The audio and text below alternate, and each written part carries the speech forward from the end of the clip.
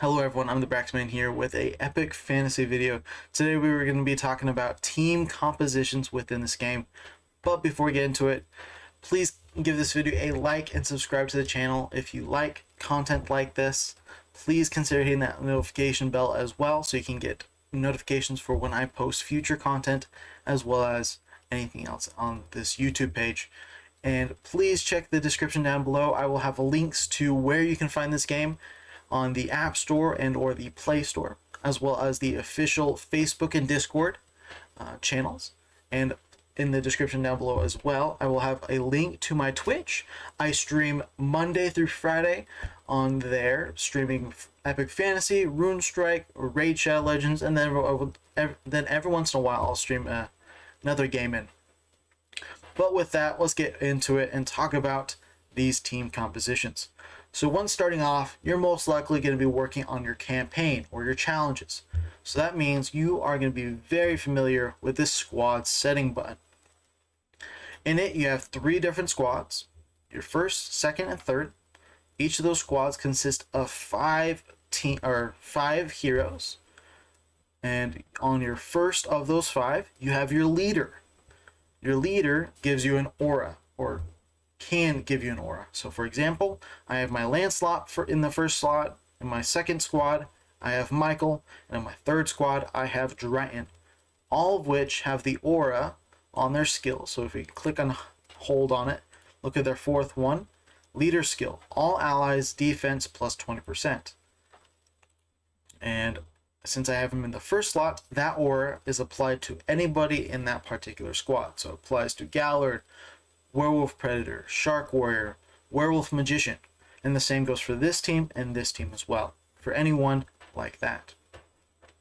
So within a team, there are 5 people. And I recommend, if you look right up above, I have what that team should consist of. Either 1 or 2 support healers, 1 dealer, 1 debuffer, or 1 or 2 tanks. So let's start from the beginning and talk about it and work our way down. So I recommend 1 or 2 support healers. Those support healers are such as, for example, Gallard, which gives you the heal with his A3. He also gives you the removing bad effects, a shield, increased defense on himself. That's an example. You also have Elf Guardian right here. He's really good because he puts a ally HP recovery on everybody. On all allies. He also puts a shield and immunity boost on, and then more heal. So he is great for that. So he's giving you support via healing and buffs. And then another example is our good friend Sasquatch Magician. He is a good support heal because of his A2, which is right here. Instant HP recovery plus the recovery for 2 turns. And then increased defense plus a shield. That's another little buff increase. You also have the supporters that just give you buffs. For example, my Ocasio, right here. She is spectacular with her A2 of increased attack speed as well as in-action gauge by 100%, making sure that you go faster and faster and you get more turns in. But you notice she only heals herself. She doesn't heal anybody else. So she's not a good healer overall because she isn't able to heal everyone on the team. But she is great for buffs. So for example, that's the reason why I say 1 or 2 support healers. Sometimes you want to have a healer, and sometimes you want someone like Ocasio, where it's just buffing your team, helping them out that way. Next, you have your dealer. I only recommend 1 because if you have more than that, you're most likely not going to have your team to stay alive. If you have more than that, for example, if you have 2, you're most likely not going to stay alive because they tend to not be able to soak up as much damage. Because unlike your tanks, your healers, your debuffers, they're more likely meant to have lots and lots of HP, while your dealer is meant to have lots and lots of damage. Not so much HP, because they're not the one soaking all that damage in, unlike all the rest of your people. So only 1. Good damage dealers, so if you go, for example, right there. Hera.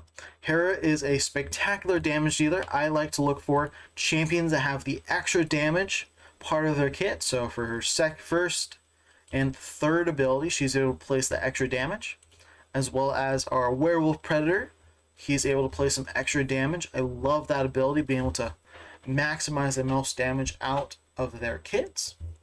So that is spectacular to have. Then we are looking for next would be a of the 5 people, we are looking for one debuffer to be a part of your team. So for example, I have Werewolf Magician here on our squad 1. I really like Werewolf Magicians for whenever going against another player, either through the campaign or the arena, not necessarily anything but bosses. I appreciate Werewolf Magician because of this ability. Removing all basic effects, and then a basic effect blanked. This means that you're putting out a debuff which removes all their buffs, as well as placing a debuff that makes it so that they cannot put any debuffs on them or buffs on them. That is spectacular to have on her kit. Unlike if you had putting out like debuffs such as stun, silence, taunt, anything like that, they're still likely to put out those buffs, keep them going, and helping them out. This way, we're removing all of those, so they could possibly get no more shield, they could possibly get no attack speed increase, they could probably not get any more increased defense. All of that is gone, and they cannot place that on as well as long as this 2 turns blanked effect is still on them. So I love that ability for your debuffers. If you are going to go against a boss, I recommend someone like Calgon Magician. Because of the ability of the decreased defense, it is spectacular when going against bosses, because your defense is measured at a 100%. If you can decrease it by a little bit, it makes it so that you're able to get more damage out of every single one of your hits. So that's why it is great for bosses, because you have only so many turns and you want to get as much damage per those turns. And then next we are looking at 1 or 2 tanks. And for tanks you have 2 types. You have an off tank and an on tank. Off and on tank. That means if you have an on tank, that tank is able to provide something called the threat buff. So an example of one would be Lancelot right here. He is one of the 3 starters. With his A3 ability of that threat, he's able to, and this threat buff means that when your enemy attacks your team, it must attack Lancelot. It cannot attack anybody else but Lancelot. If it has an AoE skill, it still will attack everyone. But if it's a single target, it must attack him.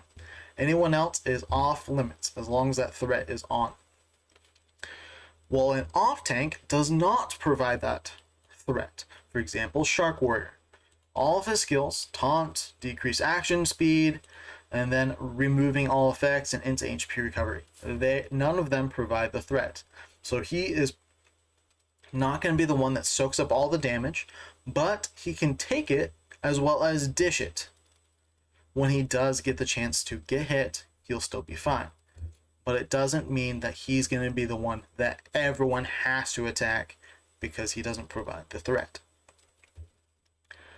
Now, the reason why I say 1 or 2 for both the support or tanks is the fact that you want at least always 1 healer. But you don't necessarily need a second supporter that provides boosts. As well as you most likely, if you don't provide the person that has the buffs, you most likely want to put that person as a tank.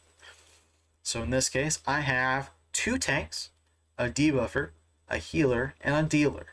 So this right here would be the perfect combination. Next, if we're to go here and want to do, let's go down to squad 3 right here. We have a we have a tank, we have a supporter, a healer or damage dealer, and a healer. In this case, we could probably take out one of our 2 tanks and put in our debuffer. So for example, I'm going to put in our Elizabeth. This would be another good composition. They are two different because one has two tanks, the other one only has one, but two supported healers. So it kind of mix and matches. So that would be the best combinations you can make in this game. And that is for anything that is going against other players, such as your PvP, so campaign, arena, your hell dungeons, your guild wars. Now comes the second part. Whenever you're going against a boss. So pull up our world boss right here. So this is a bit different. So you have two teams going against a specific boss. The one thing I would definitely choose to do different is make sure we only have one debuffer. Reason why is if you have two debuffers that have similar skills, they're most likely going to overlap and not have the most effect.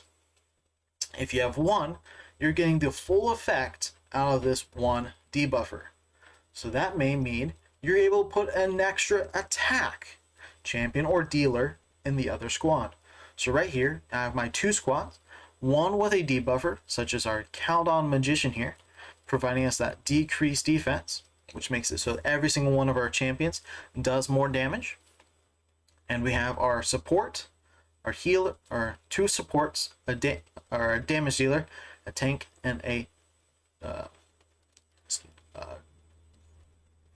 debuffer right here. So that is a good composition. So on this side, I chose to go with a healer, supporter, a tank, and then two damage dealers, because I'm not putting out a second tank or a debuffer. So I'm replacing that with another damage dealer, and that is perfectly fine.